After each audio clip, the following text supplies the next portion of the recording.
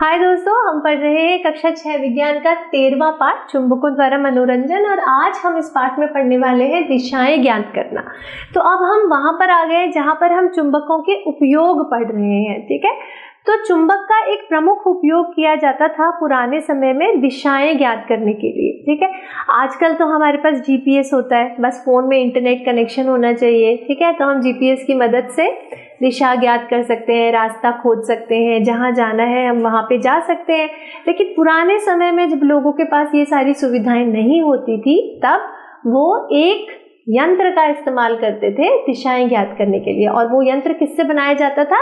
चुंबक से बनाया जाता था, क्योंकि चुंबक में एक खास गुण होता है जिसकी मदद से हम दिशाएं बहुत आसानी से ज्ञात कर सकते हैं। ठीक है, तो हम यही पढ़ने वाले हैं आज की कैसे चुंबक की मदद से दिशाएं ज्ञात की जाती हैं। तो अब आप सब ने ही पढ़ा छड़ चुंबक के बारे में। छड़ चुंबक यानी बार मैग्नेट, ठीक है, जो एक छड़ के रूप में होता है, ऐसा चुंबक। ठीक, अब इसके बारे में हम सब पढ़ चुके हैं कि ये चुंबक का एक प्रकार है। विज्ञान के विभिन्न प्रयोगों में हम इसको इस्तेमाल करते हैं। ठीक है, अपने घर के विभिन्न इक्विपमेंट्स में, विभिन्न उपकरणों में हम इसका इस्तेमाल करते हैं। ठीक है, तो इसका एक प्रमुख इस्तेमाल किया जाता है दिशा ज्ञात करने के लिए। ठीक है, पुराने समय में जब बहुत सारी चीजें नहीं होती थी, जीपीएस, ठीक है, और जो भी चीजें हैं आजकल जिन साधनों की मदद से हम जगह जगह के बारे में पता लगा लेते हैं, तो उस समय लोग इस छड़ चुंबक का इस्तेमाल करके दिशा ज्ञात करते थे। कैसे करते थे, हम साथ में एक्सपेरिमेंट करते जाएंगे और समझते जाएंगे। ठीक है, तो आप एक छड़ चुंबक को स्वतंत्रता पूर्वक धागे की मदद से हवा में ऐसे लटका दीजिए। ठीक है, फिर इसको खूब हिलाइए और छोड़ दीजिए।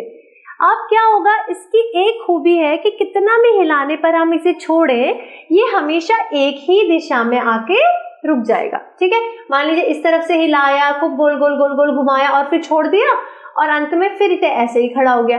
फिर हमने इस तरफ से घुमाना शुरू करा, ऐसे घुमा के छोड़ा, तो फिर भी ये ऐसे ही हो गया। ठीक है, तो इसका मतलब इसको हम जब स्वतंत्र रूप से हवा में लटकाएं, कितना भी हिलाएं, ये हमेशा एक ही दिशा में आकर रुकता है। स्वतंत्र रूप से लटका हुआ चुंबक सदैव एक निश्चित दिशा में विराम में आता है, और ये दिशा क्या होती है? उत्तर दक्षिण दिशा होती है। ठीक है, इसका एक सिरा उत्तर की तरफ को होता है और एक सिरा इसका दक्षिण की तरफ को होता है। चलिए एक एक करके हम इसको समझने की भी कोशिश करते हैं कि हमने स्वतंत्र रूप से एक छड़ चुंबक को हवा में लटका दिया, और लटकाने के बाद इसके दोनों सिरों को जब देखा तो हमेशा एक सिरा उत्तर दिशा में होगा और दूसरा सिरा हमेशा दक्षिण दिशा में होगा। ठीक है, आप क्या करेंगे, इसका मतलब क्या है कि चुंबक की ये खूबी है कि इसको चाहे कितना भी हिलाएं डुलाएं, कुछ भी करें, छड़ चुंबक को, ये हमेशा उत्तर दक्षिण दिशा में ही रुकता है। ठीक है, तो चुंबक का यह गुण हमारे लिए बहुत ज्यादा उपयोगी है। शताब्दियों तक यात्री चुंबक के इस गुण का उपयोग दिशा निर्धारण के लिए करते रहे। पुराने समय में जब लोग बहुत कठिन यात्राएं करते थे, बहुत दूर दूर जाते थे, ठीक है, तो अपने साथ हमेशा एक चुंबक का टुकड़ा लेकर चलते थे, क्योंकि उनके पास कुछ भी नहीं। अब मान लीजिए कोई समुद्र में यात्रा कर रहा है, इतने बड़े समुद्र में अपने जहाज में कोई यात्रा कर रहा है, तो उसे कैसे पता चलेगा कि मुझे किस दिशा में जाना चाहिए, किस दिशा में आगे को बढ़ना चाहिए? तो दिशा ज्ञात करने के लिए वो हमेशा एक चुंबक अपने साथ लेकर चलते थे, छड़ चुंबक, और उसको इस तरह से हवा में लटकाकर ज्ञात करते थे कि कौन सी दिशा किस तरफ है, उन्हें किस तरफ को जाना है। ठीक है, तो पुराने समय से ही, शताब्दियों से चुंबक के इस गुण का उपयोग यात्री दिशा निर्धारण के लिए करते रहे हैं।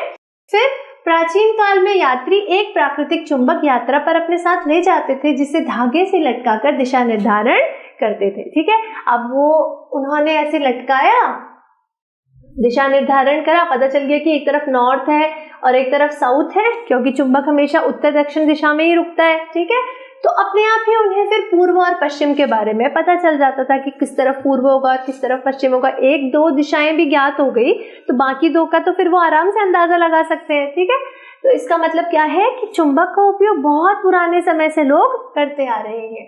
चुंबकों के इस गुण पर आधारित एक युक्ति विकसित हुई, यह कंपास या दिक सूचक के नाम से जानी जाती है। ठीक है, तो शुरू में तो लोग ऐसे छड़ चुंबक लेकर चलते थे, लेकिन फिर धीरे धीरे उन्होंने एक प्रकार की युक्ति विकसित कर ली, जिसको हम क्या कहते हैं आज? कंपास कहते हैं, या दिक सूचक कहते हैं, या इसको कुतुबनुमा भी कहा जाता है। ठीक है, तो अब हम जानेंगे कंपास के बारे में।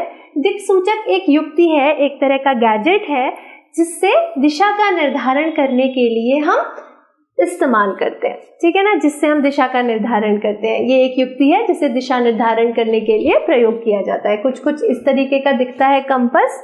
ठीक है, अब इसमें क्या होता है, बीच में एक सुई होती है, इस तरह से अलग अलग खाने बने रहते हैं, तो हमें दिशा के साथ साथ ये भी पता चलता है कि हम किस डायरेक्शन में कितना डिग्री चल रहे हैं। ठीक है ना, तो ये धीरे धीरे विकसित किया गया है। प्राचीन समय में सिर्फ एक चुंबक की छड़ का इस्तेमाल किया जाता था और धीरे धीरे फिर उन्होंने अपने ज्ञान के आधार पे, अपने प्रयोगों के आधार पे एक यंत्र ही विकसित कर लिया जो कि चुंबक के उत्तर दक्षिण दिशा में रुकने के सिद्धांत पर ही काम करता है, और इसको हम दिक्सूचक या कंपास कहते हैं। अब कैसे काम करता है कंपास?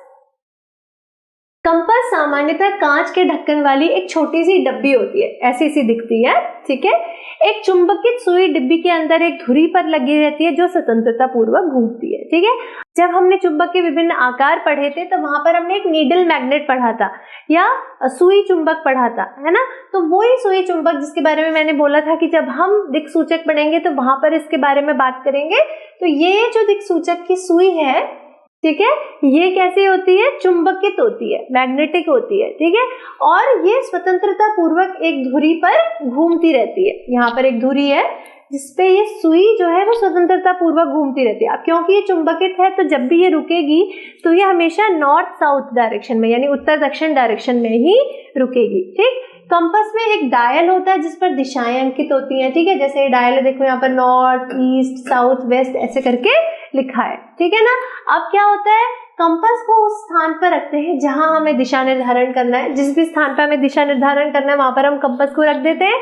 इसकी सुई विराम अवस्था में उत्तर दक्षिण दिशा को निर्देशित कर देती है और इसकी सुई से हमें हमेशा पता चल जाता है कि उत्तर दक्षिण कहाँ पर है। अगर एक सिरा उत्तर की तरफ है तो अपने आप ही दूसरा सिरा दक्षिण की तरफ होगा। फिर इसके आधार पे बाकी दिशाएं हम खुद निकाल सकते हैं। ठीक है, फिर कंपास को तब तक घुमाया जाता है जब तक कि डायल पर अंकित उत्तर दक्षिण के चिन्ह सुई के दोनों सिरों पर ना आ जाए। ठीक है, हम क्या करते हैं, ऐसे हाथ में लेके ऐसे ऐसे ऐसे उसको हिलाते रहते हैं, अलग अलग जगह की तरफ को उसका मुंह करके हिलाते रहते हैं। तो जब उसकी सुई नॉर्थ साउथ डायरेक्शन में आके रुक जाती है, उत्तर दक्षिण दिशा में आके रुक जाती है, तो पता चल जाता है कि कौन सी तरफ उत्तर की दिशा है, कौन सी तरफ दक्षिण की दिशा है। चुंबकीय सुई के उत्तरी ध्रुव की पहचान के लिए सामान्यतः इसे विभिन्न रंग से पेंट किया जाता है। ठीक है, अगर आप देखेंगे कंपास को तो इसकी सुई में हमेशा जो उत्तर वाला सिरा होता है उसको अलग रंग से पेंट करते हैं।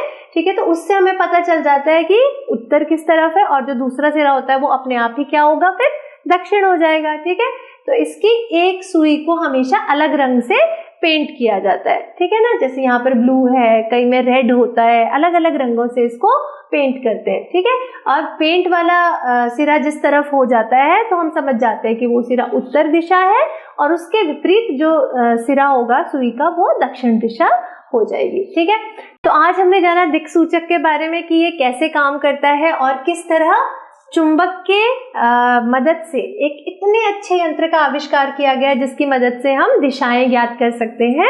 अगले वीडियो में हम चुंबक के अन्य गुणों को पढ़ेंगे। तब तक के लिए keep watching and do subscribe.